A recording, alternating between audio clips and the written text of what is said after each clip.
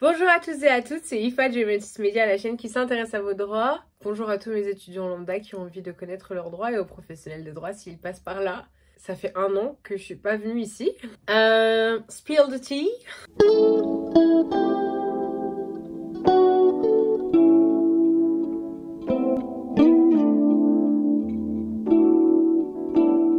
C'est un cadeau d'anniversaire. C'est une Villeroy et Bosch. Je n'avais jamais vu le prix de ces tâches avant qu'on m'en offre une. Je fais la vaisselle à la main pour cette tasse. De toute façon, j'ai pas de la vaisselle. Bon, ok, alors aujourd'hui, j'ai prévu de vous parler de mon Master 2, de mon alternance. Et surtout, de vous dire comment je me projette pour l'année prochaine. Cette vidéo, elle est un peu différente peut-être des contenus que je fais d'habitude, même si je vais essayer de revenir sur YouTube un peu plus souvent, j'ai du mal. J'ai pas de problème d'idées, j'ai juste problème à tenir mon rythme. En fait, cette vidéo a pour but de voir l'année prochaine où est-ce que j'en suis.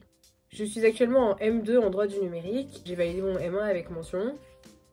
C'était une année où je changeais de fac, je rencontrais une nouvelle personne, ça s'est très bien passé. Voilà, je pense que vous m'avez vu notamment sur TikTok parce que je suis très présente sur ce réseau social là. C'est très facile pour moi, ça me demande pas de montage. C'est un réseau social où je peux être assez naturelle mais parler de l'actualité. Et où il y a direct un retour en fait, un algorithme très valorisant. Et donc c'est plus facile pour moi de créer du contenu sur cette plateforme là. C'est pour ça que ça fait quelques temps que je suis davantage sur TikTok que sur YouTube ou sur Instagram. Et je m'en veux un peu de pas avoir continué à vous faire suivre des choses, notamment par YouTube, des vidéos un peu plus longues, des contenus un peu plus recherchés. Mon M1 a été très prenant.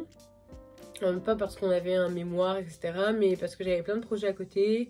La seconde année en droit du numérique peut se faire en alternance. Donc je suis actuellement en alternance, j'ai été prise en alternance, je suis en banque. Je consacrerai une vidéo spécifique pour vous dire les tâches que je fais, quel est mon poste quand j'aurai pris un peu plus mon empreinte au sein de l'entreprise, auprès de mon équipe. Pour l'instant, je suis en début d'alternance, donc je suis vraiment dans le début de mon poste. Et donc je peux pas vraiment vous en parler. Et pour vous situer un peu, je suis donc à ma dernière année d'études, théoriquement. Et donc toute la question c'est qu'est-ce que je fais l'année prochaine? Buvons. Et en fait pendant toute ma scolarité, je me suis toujours dit je vais savoir très...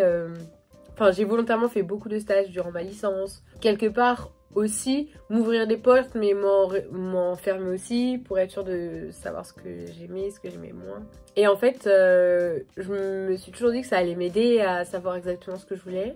Et dans ma vie j'ai toujours su exactement ce que je voulais. Moi je suis quelqu'un qui fixe mes objectifs sur du papier, donc chez moi il y a mes objectifs à long terme et à moyen terme. Mais ça c'était plutôt simple pour moi parce que quelque part c'est bientôt mais c'est pas tout de suite. Et là, j'arrive pas à me fixer des objectifs à court terme. C'est un peu compliqué cette année, ça va être une année de grande réflexion. Donc moi j'ai fait un papier où j'ai listé tous mes choix, toutes les choses que je peux faire à la fin de mon M2. Et puis l'année prochaine, je vous referai une vidéo pour vous dire au final ce que je fais. Et moi je me posais la question d'intégrer à nouveau, enfin continuer encore une année des études pour avoir un profil un peu plus business. Donc faire un master droit et management dans une école de commerce. Et pourquoi pas en alternance, parce que sinon ça coûte un peu trop cher. C'est juste un peu repousser mon problème à 1 an plus tard. Sinon, si j'ai une proposition de contrat, peut-être dans l'alternance où je suis, ou si j'ai une opportunité à ce moment-là, je l'accepterai. En même temps, j'adore voyager. J'ai l'impression que j'ai encore plein d'autres trucs à faire avant de commencer avec un CDI. Je suis même pas sûre d'avoir envie d'avoir un CDI. Voilà, je fais un peu cette vidéo parce que je suis un peu dans toute cette réflexion en ce moment. Et c'était aussi pour vous dire à tous ceux qui me suivent depuis un certain temps que malgré tout ce que j'ai réalisé jusqu'ici, tous les efforts que j'ai fait, toutes les idées que j'ai eues, tout ce que j'ai construit, je suis comme tout le monde. J'arrive dans le début de la vie active, la fin de mes études. J'ai passé 24 ans, presque 25 de ma vie à me lever le matin pour aller à l'école, pour un jour travailler. Et là, il faut bientôt travailler et je suis pas sûre que j'ai envie de me lancer tout de suite pour travailler pendant 60 ans. Ouais, je sais pas encore si j'ai envie de travailler pour quelqu'un, mais en même temps, quand on commence dans un métier, il faut avoir de l'expertise, donc acquérir de l'expertise pour devenir, pour ne plus être un junior, pour être au moins entre les deux avant d'être un senior, quoi, être quelqu'un de qualifié, quelqu'un qui connaît son métier. J'ai l'impression qu'il y a tellement de portes ouvertes que je sais pas. En vrai, je sais pas trop pourquoi j'ai pris la caméra aujourd'hui. C'est surtout pour vous dire que moi aussi j'ai des doutes, que là je me pose plein de questions en ce moment, que j'espère que je vais trouver.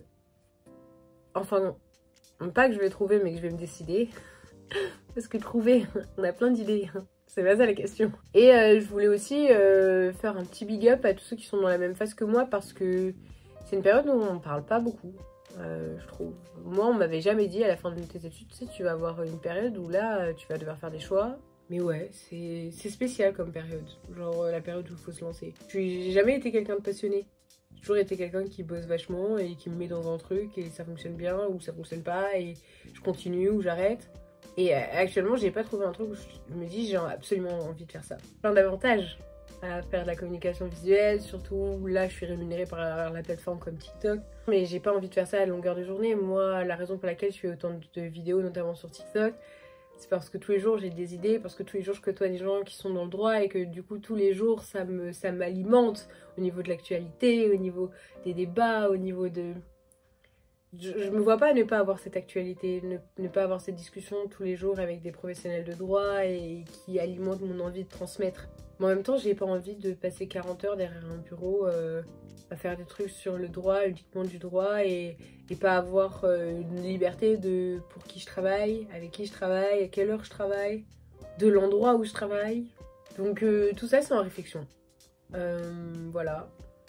C'est tout ce que j'avais à dire aujourd'hui. Je reviens un an après pour vous dire que je suis perdue. C'est bien.